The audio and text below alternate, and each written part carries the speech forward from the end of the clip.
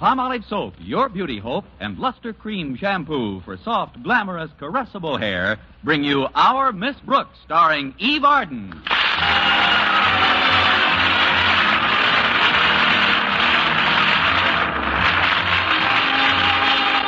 Our Miss Brooks teaches English at Madison High School. And like most other teachers, she tries to stay on the best of terms with her principal, Mr. Osgood Conklin. This isn't always easy. You see, Mr. Conklin has high blood pressure, and it's wise to take him with a grain of salt. Of course, it's wiser not to take him at all. Anyway, on Thursday, he gave me a little honorary assignment to take care of on my own time, which consisted of a report he had to submit to the school board. I was to rephrase, punctuate, and proofread the 25 pages by morning. And sure enough, I got it all done by morning.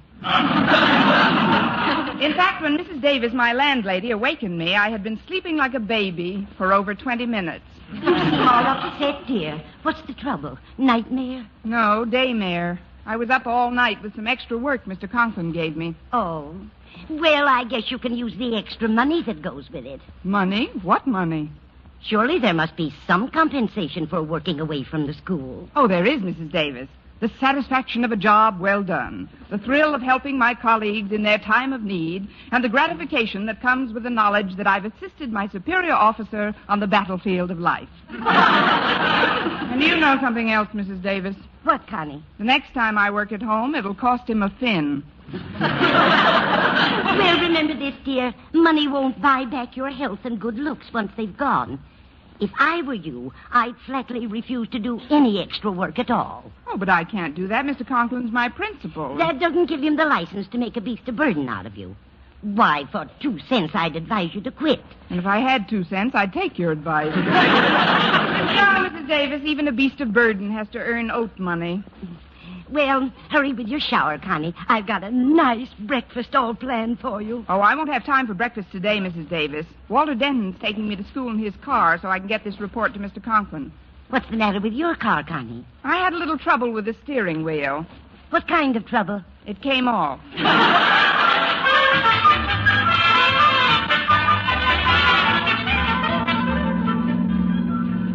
It's nice of you to give me this lift today, Walter. And I'd like to compliment you on your promptness, too. You were right on time. Oh, punctuality's a mania with me, Miss Brooks.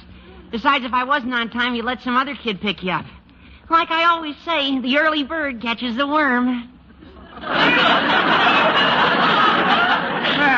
like I always say to the other worms, let's get some men and go fishing. Confidentially, Miss Brooks, you look like you could use a little help. You seem bushed. Frankly, I think you're work-happy, Miss Brooks. Work-happy? Yeah. What did you do last night after you got home from school? I worked on a report for Mr. Conklin. Aha, I knew it. Mr. Conklin shouldn't give you extra things to do. Why don't you tell him about it, Walter? Oh, I'm not kidding, Miss Brooks. If you let him, Mr. Conklin will make a beast of burden out of you. You gotta put your foot down. I may put all 4 of them down. And I've been reading in the papers that there's quite a shortage of good teachers. You don't have to tow-cow to anybody. I don't have to what, Walter? Tow-cow. It's Chinese slang for polishing the apple. Well, Walter, I don't tow-cow to Mr. Conklin. It's just that he's my principal, and Excuse me, Miss Brooks, but he's only your principal at school. After hours, he's just... before I quote what I'm going to quote, I'd like to make a prior statement. Proceed. Well, any remark I make now is merely something I overheard in my daily contact with other members of the student body and does not necessarily reflect the opinion of the repeating eavesdropper. Well, repeat away, eavesdropper. I've heard sundry other pupils refer to Mr. Conklin as... Like I said, Miss Brooks, this isn't necessarily my opinion of him. You've made that very clear, Walter. Yeah, good. Well, some of the kids have spoken of Mr. Conklin as... After all, I go with his daughter, Harriet, you know. Yes, I know. It might not be the right thing to do to talk about my father-in-law. Walter, you're not married yet. Well, that's right, too. Well, I've heard him called it... Gee, I wouldn't want Harriet to know about this. My lips are sealed, Walter. Now go on. Okay. Now, Mr. Conklin, in the eyes of some of the undergraduates at this high school, is nothing but a... Gosh, if I was Harriet's father and he was going to marry Harriet, I wouldn't want him to go repeating things about me. Then again, he'd probably be the first one to do it. Sure he would. so I'll tell. Tell. A kid in the cafeteria called Mr. Conklin a big inflated bag of ego. There, I said it. Give that boy a new Nash and a pair of pajamas to drive it in. You won't ever mention my mentioning this, will you, Miss Brooks? Oh, of course not, Walter. I wouldn't even want anyone to hear me thinking it.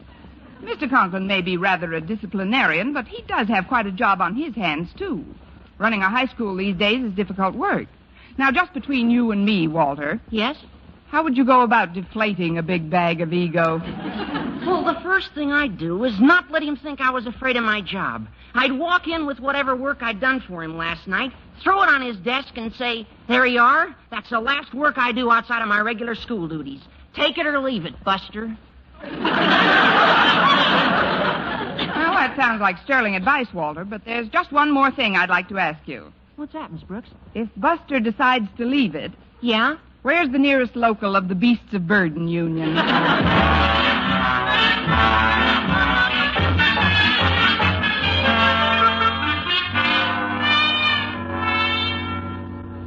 Now then, Harriet, I want the furniture in this office to be absolutely glistening. But, Daddy, it's as neat as a pin now. Harriet Conklin, when your father and principal asks you to polish something, grab a dust rag, girl. Why, Daddy? Because Mr. Jason Brill, the principal of Clay City High School, is paying me a visit. You know how sarcastic and critical he can be. But why is he coming to Madison? Well, I'm not positive, Harriet, but I think the old pirate is here to raid one of my teachers. It's a deplorable practice, but he stole a Spanish teacher right from under the nose of Colton's principal. But, Daddy, didn't you get our new math teacher, Mr. Fain, away from Clay City? That, Harriet, is just a rumor. Mr. Payne came to Madison of his own free will. You mean he joined our faculty before you gave him your own study at home to sleep in, and promised him your car whenever he wanted it, and told him about having all his meals with us free of charge and 2 movies a week thrown in? Consider the subject closed. Now, if that Brill thinks he can sneak in here like a thief in the night and rob... your pardon. What, it's... Just call me Kettle. I'm the kettle that was being called black by that pot over there. Now, see here, Brill. I won't... Oh, excuse me. That will be all, Harriet. Yes, Daddy. Goodbye, Mr. Brill. Goodbye, Harriet. Poor girl. What do you mean, poor girl? If you've come here to get my goat, Jason Brill, on the contrary, Osgood. It's not a goat I'm after. It's an English teacher I've got my eye on. An English teacher? This is war, Osgood. But remember, you cross my frontier first. I don't know what you're talking about. I'm talking about Mr. Fain, a good, if flighty math teacher. Okay, you've got Fain, but I'm going to get the best English teacher at Madison, Miss Constance Brooks. Miss Brooks? But what made you pick her out? I'm attracted to her syntax. Very interesting, Brill, but an altogether impossible task. Why should Miss Brooks want to work for any other principal when she's used to the benevolent, tender, warm-hearted guidance of a person like myself? That's one of the things I'm depending on. Another one is a secret weapon, Osgood. You'll find out all about it when it's too late. Secret weapon? What secret weapon? It's a secret, Osgood. But believe me, it's going to work. Jason, you're being absolutely childish.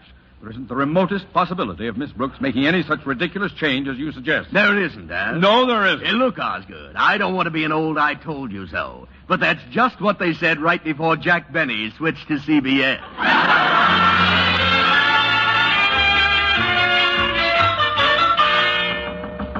Come in. There you are, Mr. Conklin. That's the last work I do outside of my regular duties. Miss Brooks. That's it. Take it or leave it, Buster. They've gotten to her. Come here, Miss Brooks. Sit down by my desk, if you please. What? Oh, but I've got a class soon, Mr. Conklin. That can wait. You've been working too hard lately, Miss Brooks. I have? That is, sure I have. I don't like it, you hear? I don't like it one bit. You don't? We here at Madison don't want our teachers to overwork. After all, you're an educator, a person of intellect and perception, not a beast of burden? Exactly. Look about you, Miss Brooks. The walls of this office. That picture hanging there of Madison's first principal, Yoda Critch.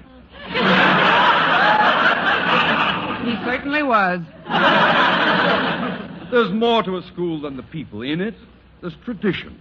A tradition of loyalty and industry, good fellowship and cooperation, but mostly loyalty. Why, when I think of our school song, it brings a lump to my throat. Oh, Madison, thou Madison, I love the air, thou... Madison? Thou Madison. Miss Brooks, come with me to the window. These hallowed walls, this lovely ivy-covered exterior. Do you know the significance of this venerable and beloved ivy, Miss Brooks? Why, no, I don't, Mr. Conklin. Here, I'll raise the window. Here, let me help you.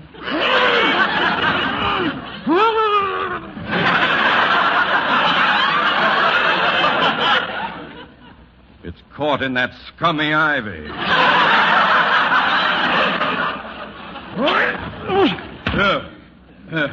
There we are.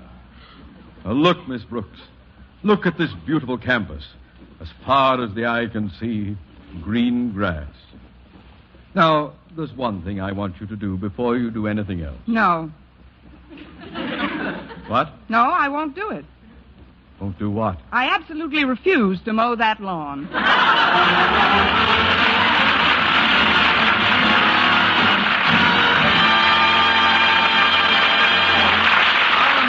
Starring Eve Arden will continue in just a moment, but first, here is Vern Smith.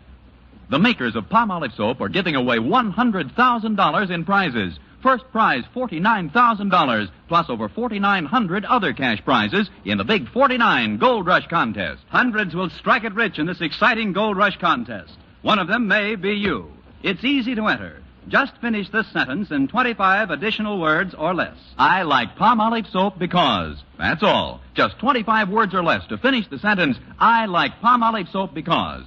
Then mail your entry right away along with a Palmolive soap wrapper. Try for your share of that $100,000 in prizes right now.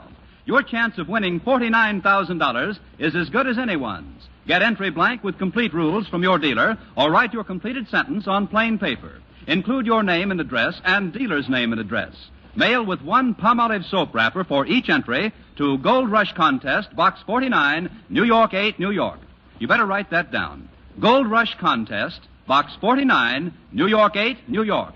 Enter as often as you like, including one wrapper with each entry. But hurry, the contest closes a week from next Saturday. Mail your entry right away. Get Palmolive soap right away to help win a lovelier complexion. And try for your share of the $100,000 in cash prizes.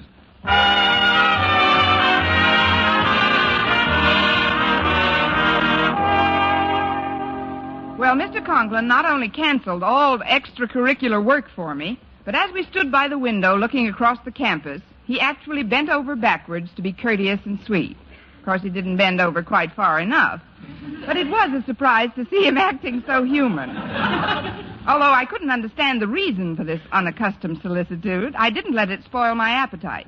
When lunch period arrived, I was in the school cafeteria with our bashful biologist, Mr. Philip Boynton. Here we are. You sit right down, Miss Brooks. Oh, thanks. Have you got everything? Modesty forbids a direct answer. Oh, you mean on my tray? Yes, I'm all set, Mr. Boynton. Oh, good. How do you like what they're serving in the cafeteria these days, Miss Brooks? Well, it'll never replace food, but it's improving. It isn't what you eat in a place that's important anyway. It's with whom. What's with whom? With whom you eat with. Whom. Or as I once heard another English teacher say, what's with you? Oh, you're teasing me again, Miss Brooks, but I'm getting kind of used to it. I catch on much faster now than I used to, don't you think? Oh, yes, you're really gone, Mr. Boynton. Not till I finish my meatballs. That's another one of those colloquial expressions, isn't it? Gone. I wonder what the derivation actually is. How a simple expression like the past tense of go could assume the connotation with which it's currently associated seems totally incomprehensible at first glance. Eat your meatballs, Mr. Boynton, before they get warm again. Oh, it's Excuse me, Miss Brooks, Mr. Boynton. Well, it's Harriet Conklin. Hello, Harriet. Daddy wants to see you in his office right away, Mr. Boynton, if you don't mind. And if he does mind? Oh, please, Miss Brooks. Mr. Conklin wouldn't summon me during my lunch period unless it was something important. I think it is. Daddy sounded very urgent. Maybe some of that ivy crawled into his office. You haven't forgotten our date this afternoon, Mr. Boynton. Oh, no. I'll call for you after school and take you to the zoo. See you at 3, Miss Brooks. All right, Mr. Boynton. Mr. Boynton isn't always as romantic as you'd like him to be, is he, Miss Brooks? No, Harriet, not always. Or ever, for that matter. Well, maybe it's just as well. You know how Daddy feels about faculty members fraternizing. Not that I think Daddy's right. Sometimes Daddy can be pretty harsh. But then, if Daddy wasn't Daddy, what would he be? Mammy. I don't know, Harriet. I'm going up to the steam table and get some lunch, Miss Brooks. Can I bring you anything? No, thanks. Run along, Harriet. Okay, Miss Brooks. Poor Miss Brooks. She chases after Mr. Boynton just like Walter Denton runs after me. Oh, I beg your pardon? Why, it's Mr. Brill. Oh, hello, Harriet. This is Mr. Hastings. Harvey, this is Osgood Conklin's daughter, Harriet. How do you do, my dear? It's always a pleasure to meet a member of Madison's undergraduate body, especially such a charming and lovely one as yourself. Why, thank you, Mr. Hastings. Golly. Mr. Hastings and I were just talking, Harriet. We'll excuse you if you want to get to the steam table. Huh? Oh, yes, Mr. Brill. Will I see you again, Mr. Hastings? No, I would consider that a very fortuitous circumstance indeed, Harriet. You would? Golly, I'll hurry with my tray and come back in a minute. You'd better not walk backwards, Harriet, or you'll...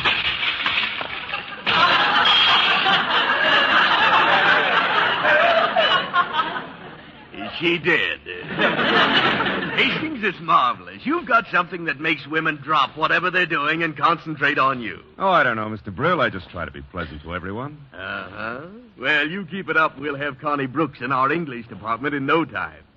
Yeah, now, look, this is a good chance for you to meet her. She's seated at that table over by the wall, and she's alone. Don't tell her too much right now, but make an appointment for tea. Then we'll really go to work on her. Well, if you say so, Mr. Brill, but it does seem like a kind of dirty trick with teachers so hard to get nowadays. I think... Secret weapons don't think. They act. Now, there's Miss Brooks, Hastings. Sick her. Yes, sir. And when I bring her back and place her at your feet, I expect a whole case of strong heart.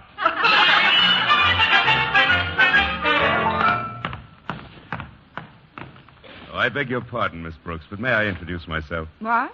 Yes, I suppose. Well, I'm Constance Brooks. Yes, I know. My name is Hastings, Harvey Hastings. Are these chairs occupied? Just the one I'm sitting in. Oh, honey, help yourself, please. Thank you. I'm not going to be in town very long, Miss Brooks, and I'll have to move rapidly, so may I take you home after school? That's a little too rapidly. Just who are you, Mr. Hastings? Well, I'm a sort of a friend of Mr. Conklin's. He has? I dropped over today with Mr. Brill. Oh, the principal of Clay City High. What are you doing here, slumming? That must be the famous Brooks wit I've heard so much about. You can stop now. I have. Seriously, Miss Brooks, I think that your undergraduate body is wonderful. Mr. Hastings. No. The kids. Oh, the kids. Great bunch. Your faculty's nice, too. Yes, I still have them all. Oh, the teachers. Miss Brooks, there's one thing I just can't understand. How does a youthful, intelligent, lovely-looking person like yourself happen to be lunching alone? I beg your pardon? Didn't you hear what I said, Miss Brooks? You lost me after youthful. No, really, I just can't figure it out. All by yourself in this big cafeteria. Oh, a thing like this could never happen at Clay City. Oh, thank you, Mr. Hastings. Miss Brooks, I'm writing a book on the teaching of English in our high schools, and I'd certainly like to include an interview with Madison's outstanding authority on the subject. Oh, an interview. Well, I did have a date this afternoon, but... Shall we say tea for two at 4? Well, I guess so, but there's something I can't help thinking. Oh, what's that, Miss Brooks? Tea for 2 at 4 will mean zoo for 1 at 3.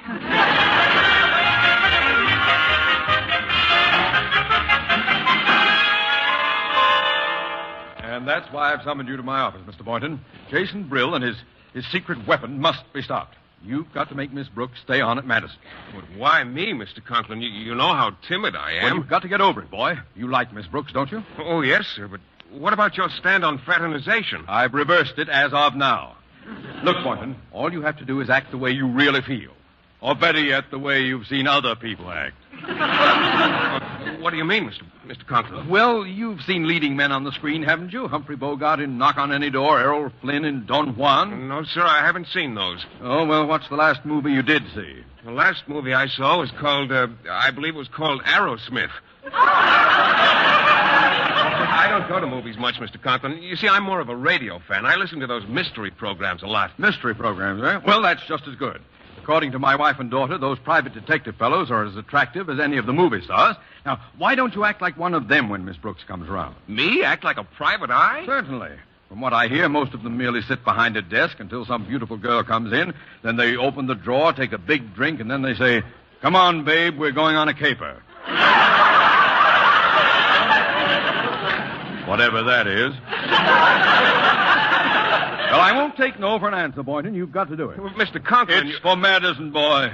Tell me that you'll try, Boynton. That's all I ask. All right, Mr. Conklin. I'll try.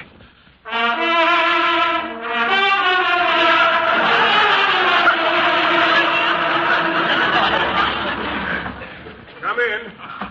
Oh, it's me, Mr. Boynton. I'm glad I caught you before you left school for the day. I won't be able to go to the zoo with you this afternoon. Mr. Boynton, did you hear what I said? What are you doing at that desk?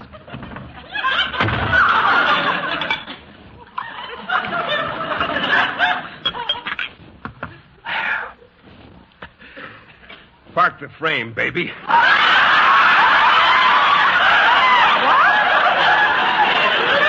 Stash it. Right there. Now, what's the caper, sweetheart? The caper? Now, look, I know the opposition's trying to put the heist on certain persons, but we've got a few angles, too. Angles? They can't get away with it, see? Now, we've got them covered like a bubble dancer in Boston, see? And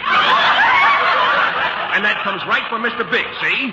Thank you, Edward G. Robinson. You've got to stay here, Miss Brooks. You can't leave Madison. I don't know what their secret weapon is, but... Just a minute. Who are we now, Buck Rogers? No, it's me, Mr. Boynton. That was just distilled water I drank. Distilled water? I don't know what Mr. Brill's planning, but don't you... Then perhaps I'd better explain it myself. You'll excuse us, I know. The door was open. I believe you've met Mr. Hastings, Miss Brooks. Oh, yes, I have. This is Mr. Boynton, Mr. Hastings. How do you do? Hello. We've got to get back to Clay City a little earlier than I'd planned, Miss Brooks, so I'm afraid your interview will have to be postponed. However, I'm sure that we can take up just where we left off when we are all together in Clay City, huh? Clay City? Yes. As you know, a good teacher is always in demand, Miss Brooks. Oh, Brill, you teacher snatcher. What has he told you, Miss Brooks? Don't listen to him. Don't listen to anybody. Well, that isn't hard. Nobody's saying anything. What is all this, anyway? Well, Mr. Hastings here is head of the English department at Clay City, Miss Brooks. Aha! Then he's your secret weapon, huh? Well, if you want to put it that way, actually, I'm a very simple man. Yes, you are, in a jet-propelled sort of way. Now, see here, Brill. I won't have... You can't do it. I'll have you... Oh, stop puffing, Osgood. You've come to a station. What do you say, Miss Brooks? Would you like to transfer to Clay City? Transfer? Well, come to think of it, I have been overworking lately. I might consider a transfer at that. Oh, you can't, Miss Brooks. Oh, why can't she? Have you got some extra chores she can do without pay? How about it, Mr. Conklin? Any more extra work? No, Miss Brooks, none at all. It's very pleasant at Clay City, Miss Brooks. Say you'll come. Say you won't. Which is it, Miss Brooks? Well, it's quite a problem. But now I'd like to ask a question, Mr. Brill. If I were a biology teacher, would you want me to come to Clay City? A biology teacher? Well, frankly, no. There's no opening for a biology teacher. That's all I wanted to know. Good day, gentlemen. I'm remaining at Madison. Well, we tried. Come on, Hastings. Goodbye, Miss Brooks. Ah, good for you, Miss Brooks. Old Madison, thou Madison, as old as Thomas Addison. Oh, hallowed halls, Oh, basketball, how short the day, how short the pay. when we've gray hair at Madison, we'll still be there at Madison. Hello, Clay City.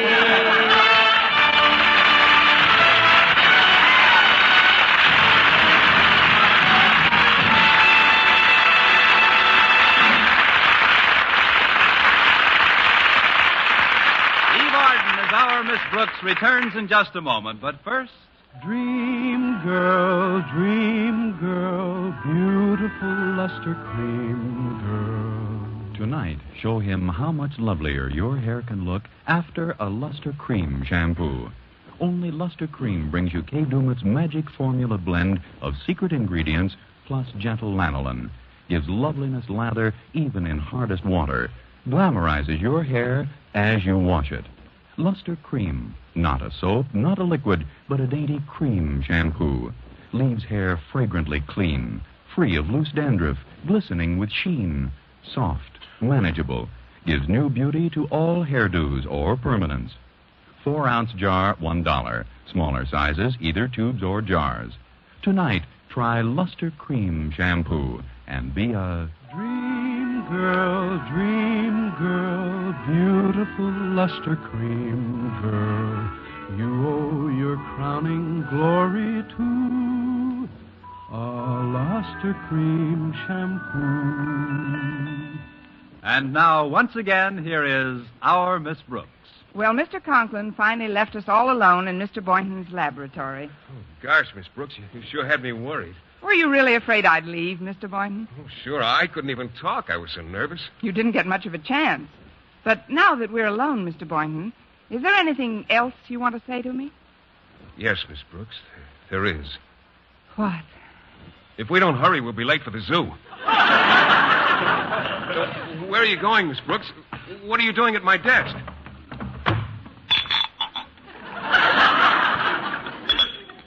Park the frame, baby. You're in for the caper of your life.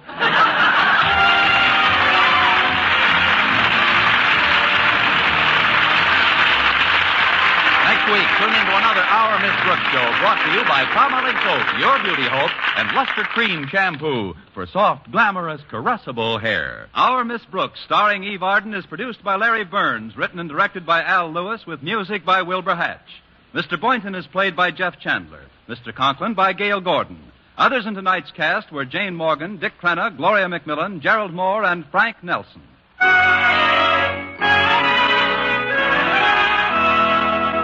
Men, do you shave with a lather or brushless shave cream? Palmolive shaving cream comes both ways, and whichever way you prefer to shave, you'll find that using either Palmolive brushless or Palmolive lather shaving cream can bring you more comfortable, actually smoother shaves. Here's the proof. 2,548 men tried the new Palmolive way to shave described on the tube. And no matter how they had shaved before, 3 out of every 4 got more comfortable, actually smoother shaves. Get Palmolive brushless or Palmolive lather shaving cream today. For mystery liberally sprinkled with laughs, listen to Mr. and Mrs. North, the exciting, fun-packed adventures of an amateur detective and his beautiful wife. Tune in Tuesday evenings over most of these same stations. And be with us again next week at this same time for another comedy episode of Our Miss Brooks. Bob Lamont speaking. Stay tuned now for Life with Luigi, which follows immediately over most of these same stations. This is CBS, where 99 million people gather